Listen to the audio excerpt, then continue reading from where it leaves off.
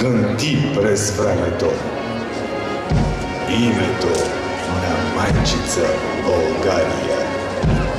Героична и многострадална. Какви мъже, корави и сурови, за икони не стават. Но България им свива ореоли и нощем им бродира знамена. Георги Раковски, идеолог и ръководител на национално-освободителното движение. Васил Левски, велик революционер-демократ, идеолог и вожд на национално-освободителната борба. Христо Ботев, гениален поет и революционер-демократ, идеолог на българското национално-освободително движение. Любен Каравелов, идеолог на българската национална революция. Хаджи Димитър, Стефан Караджа, Ангел Кънчев, Панайот Хитов, Филип Тотио, видни дейци на българското национално-освободително движение, смели борци за национална свобода.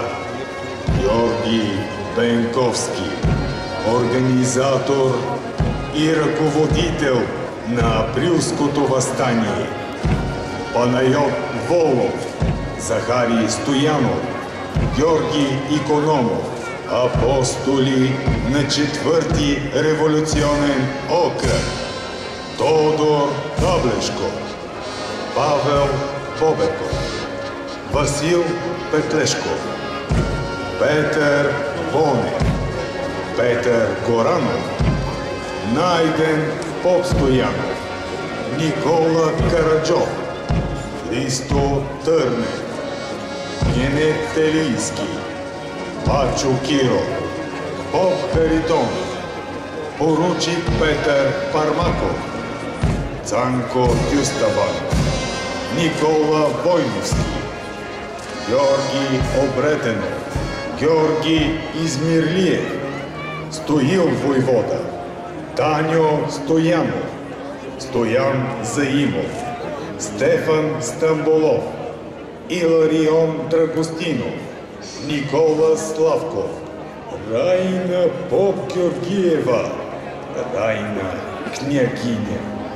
пламенни революционери, ръководители и организатори на Априлското въстание, отдали живота си за освобождението на нашето отечество от османско робство.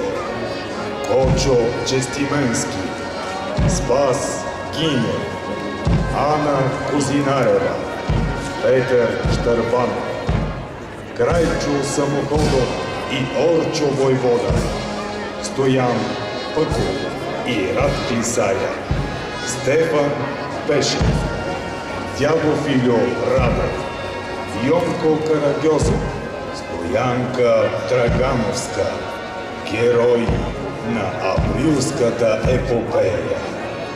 Панагюрските свещеници Георги Футеков, Нестор Юруков, Лука Попдойчов, Иван Боринов, Нейко Чуклев, Георги Кереванов, убити при потушаване на въстанието.